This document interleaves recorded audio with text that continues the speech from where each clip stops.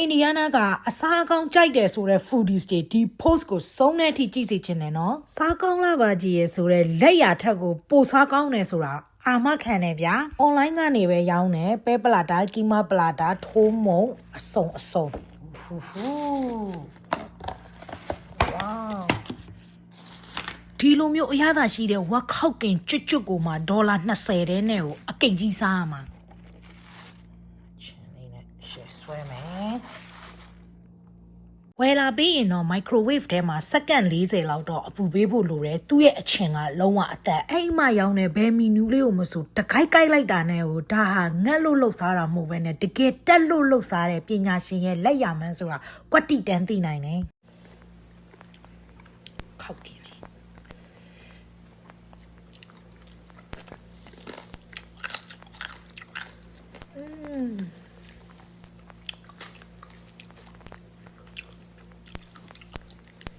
အချင်အသက်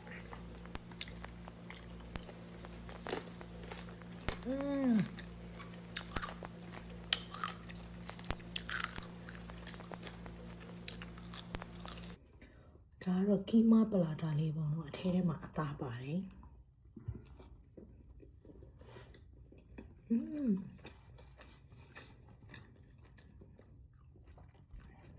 တော်ကောင်းတယ်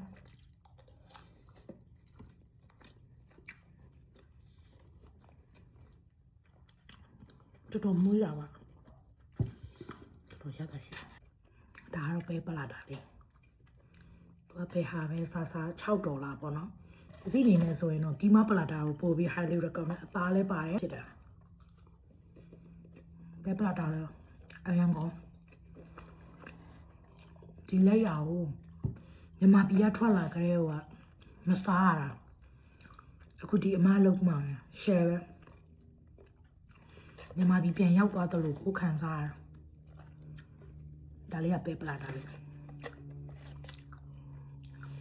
ဒီမှာစီယာကီမာပဲပလာတာနှစ်ခုစလုံးတော့ပေါ်ကြတယ်ဒါပေမဲ့နှစ်ခုလေးကတစ်ခုဆိုရင်တော့ကီမာကိုပို့ပြီးရွေးဖြစ်ဆိုပါရန်ကုန်နောက်တစ်ခုကထမင်းလေးရတယ်ထိုးမုံလေးရတယ်တိုဖူးလေးလည်းရတယ်စစ်သူ့အကောင့်ကို comment မှာ link လေးလုပ်ပေးမယ်သူ့အကောင့်မှာတင်တဲ့ဥစ္စာကိုကြည့်လို့ရတာပေါ့နော် CF Foodies အဲ့ကနေတော့ကြည့်ပြီးတော့မှမှားလို့ရတယ်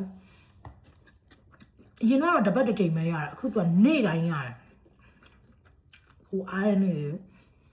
ကြိုပြီးသွားမှထားလို့ရတယ်ဖုန်းနံပါတ်ကိုတော့ဒီ chat box ကနေပေးပေးမယ်ပေါ့နော်ဒါလေးကထိုးမုံမှာထိုးမုံရဲ့ texture လေးလည်းရထိုးမုံရဲ့ texture ကနည်းနည်းလေးတော့သူကပျော့တယ်ပေါ့နော်ဒါလည်းလော်လေးဖြစ်တယ်